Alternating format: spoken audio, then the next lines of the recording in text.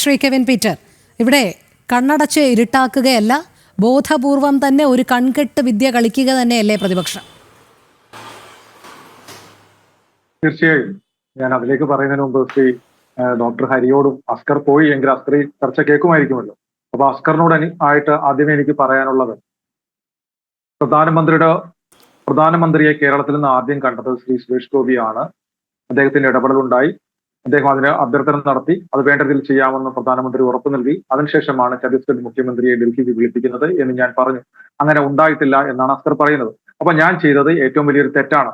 പ്രധാനമന്ത്രിയുടെ ഓഫീസിൽ നടന്നു വന്ന ഒരു വ്യാജ വാർത്ത ഉണ്ടാക്കുന്നു, ഒരു കേന്ദ്രമന്ത്രിയെ കുറിച്ച് ഒരു വ്യാജ വാർത്ത ഞാനിവിടെ പബ്ലിക്കായിട്ട് വന്നിരുന്ന ഒരു മാധ്യമത്തിലൂടെ പറയുന്നു.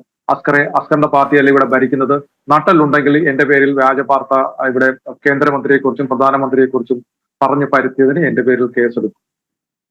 പിന്നെ അതുപോലെ തന്നെ ഞാൻ പറഞ്ഞു, എന്റെ പിതാവായിട്ടുള്ള റാഫേൽ തട്ടിൽ പിതാവ് എന്നോട് സുരേഷ് ഗോപി ഈ വിഷയത്തെ കുറിച്ച് സംസാരിച്ചു എന്ന് പറഞ്ഞു. എങ്കിൽ പിതാവിനോട് നിങ്ങൾ മാധ്യമങ്ങൾ പോയി ചോദിക്കൂ, നാളെ ഇങ്ങനെ ഒരു സംഭവം ഉണ്ടായിട്ടുണ്ടോ എന്ന്. ഇല്ലെന്ന് പിതാവ് പറയട്ടെ. അപ്പൊ അതുപോലെ അതാണ് എനിക്ക് അസ്കറിനോട് പറയാനുള്ളത്. രണ്ടാമത് ഹരിയോട് പറയാനുള്ളത്, പ്രിയപ്പെട്ട ഹരി, ഞാൻ താങ്കൾ കരുതുന്ന പോലെ ഞാൻ BJPയുടെ അംഗമോ BJPയുമായിട്ട് എനിക്ക് യാതൊരു ബന്ധവുമില്ല. ഈ രാജ്യം ഇതേപോലെ നിലനിന്നാൽ മാത്രമേ എന്റെ സമുദായവും ഇവിടെ നിലനിൽക്കുകയുള്ളൂ എന്നുള്ള ഒരു ഉറച്ച വിശ്വാസം എനിക്കുണ്ട്. ഹിന്ദു എന്നിവിടെ ഭൂരിപക്ഷമായിരിക്കുന്നിടത്തോളം കാലം മാത്രമേ ഇവിടെ ക്രിസ്ത്യാനികൾ ഉണ്ടാവുകയുള്ളൂ. ഹിന്ദു എന്ന് ന്യൂനപക്ഷമാകുന്നുവോ അതിനു മുൻപേ ക്രിസ്ത്യാനികൾ ഇവിടെ ഇല്ലാതായി കഴിയും. ഈ യാഥാർത്ഥ്യം എനിക്കറിയാം. അതുകൊണ്ട് തന്നെ ക്രൈസ്തവ ഹൈന്ദവ സമുദായങ്ങൾ ഒന്നിച്ചു പോകണമെന്ന് എനിക്ക് ആഗ്രഹമുണ്ട്. അതുകൊണ്ടാണ് താങ്കൾ കരുതുന്നത് പോലെ ഞാൻ BJPക്കാരനല്ല. ഞാൻ നല്ല ഒരു കോൺഗ്രസ് കുടുംബത്തിൽ നിന്ന് വന്നതാണ്.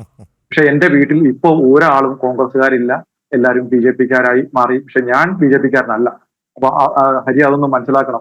പിന്നെ ഹരി, മറ്റൊരു കാര്യം ഞാൻ കൂടെ പറയട്ടെ. ഹരി അവിടെ ഉണ്ടായ ഒരു കോലാഹലത്തെ കുറിച്ച് പറഞ്ഞുള്ളൂ. ഞാൻ ചെറിയൊരു ഉദാഹരണം പറയാം. ഞാൻ ഇവിടെ റെയിൽവേ സ്റ്റേഷനിൽ നിൽക്കുമ്പോൾ 2 ഉസ്താദുമാര്, ഹിന്ദു എന്നോ ക്രിസ്ത്യാനി എന്നോ നോദിക്കുന്ന 3 പെൺകുട്ടികളുമായി റെയിൽവേ സ്റ്റേഷനിൽ ഇരിക്കുകയാണെങ്കിൽ ഞാൻ ഉറപ്പായി പോയി അത് വാച്ച് ചെയ്യും. എനിക്ക് എന്തെങ്കിലും സംശയം തോന്നിയാൽ ആ പെൺകുട്ടികളോട് പോയി ചോദിക്കും. ഉസ്താദുമാർ എന്നെ തടസ്സപ്പെടുത്താൻ ശ്രമിക്കുകയോ അല്ലെങ്കിൽ പെൺകുട്ടികളുടെ മൊഴിയിൽ എന്തെങ്കിലും വൈരുദ്ധ്യമോ തോന്നിയാൽ ഞാൻ റെയിൽവേ പോലീസിനെ വിളിക്കും. ഒപ്പം തന്നെ എന്റെ കൊച്ചിയിലുള്ള എന്റെ പ്രവർത്തകരെ ഞാൻ അവിടേക്ക് വിളിച്ചു വരുത്തും. സെൻട്രൽ പോലീസിനെ അറിയിക്കും, കേസെടുക്കാൻ ആവശ്യപ്പെടും. ചിലപ്പോൾ ഞാൻ ആ പോലീസ് സ്റ്റേഷനിൽ നിന്ന് മുദ്രാവാക്യം വിളിക്കും, ജിഹാദിസം തുലയട്ടെ, ലവ് ജിഹാദ് തുലയട്ടെ എന്നൊക്കെ പറഞ്ഞ് ഞാൻ മുദ്രാവാക്യം വിളിക്കും. ഇത് ഞാൻ ചെയ്യും. മതപരിവർത്തന നിരോധന നിയമമൊന്നും ഇല്ലാത്ത ഈ കേരളത്തിലെ കെവിൻ പീറ്റർ ചെയ്യും. കാരണം എന്റെ മതത്തിൽ നിന്ന് അല്ലെങ്കിൽ മറ്റു പെൺകുട്ടികളെ എവിടേക്കെങ്കിലും കൊണ്ടുപോകുകയാണെന്ന് എനിക്ക് സംശയം ഞാൻ ചെയ്യും. ഇത് തന്നെയാണ് ഛത്തീസ്ഗഡിൽ നടന്നത്. അപ്പോൾ ഇതൊക്കെ സ്വാഭാവികമാണ്. നിങ്ങൾ ഇതിനെയൊക്കെ ഊതിപ്പെരിപ്പിച്ചുകൊണ്ട്, പിന്നെ ഈ അസ്കർ നേരത്തെ ഒരു കളവ് പറഞ്ഞു, RPF അവിടെ ആരും വന്ന് ബഹളം ഉണ്ടാക്കാനില്ലായിരുന്നു. ആരാണ് പരാതി കൊടുത്തത്? ആരാണ് ഇവരെ തടഞ്ഞു വെച്ച് RPFനെ ഏൽപ്പിച്ചത്? ഇതൊക്കെ അവിടെ നടന്ന കാര്യങ്ങൾ തന്നെയാണ്. പക്ഷെ നിങ്ങൾ ഇപ്പൊ അതിനെയൊക്കെ ലഘൂകരിക്കാൻ വേണ്ടിയാണ്. പക്ഷെ ഡോക്ടർ ഹരിയോടും എനിക്ക് മറ്റൊരു കാര്യം, ഞാൻ എത്ര ഉദാഹരണങ്ങൾ ഇവിടെ പറഞ്ഞു. കേരളത്തിൽ കന്യാസ്ത്രീകൾ കഴിഞ്ഞ ജൂൺ മാസം 30-ാം തീയതി പോലും കന്യാസ്ത്രീകൾ ഇവിടെ മാനസിക പീഡനത്തിനും തെറിവിളികൾക്കും ഇരയായ സംഭവം ഉൾപ്പെടെ ഞാൻ ഹരിയോട് പറഞ്ഞു. നിങ്ങളുടെ പാർട്ടി ഇടപെടൽ നടത്തിയിട്ടില്ല.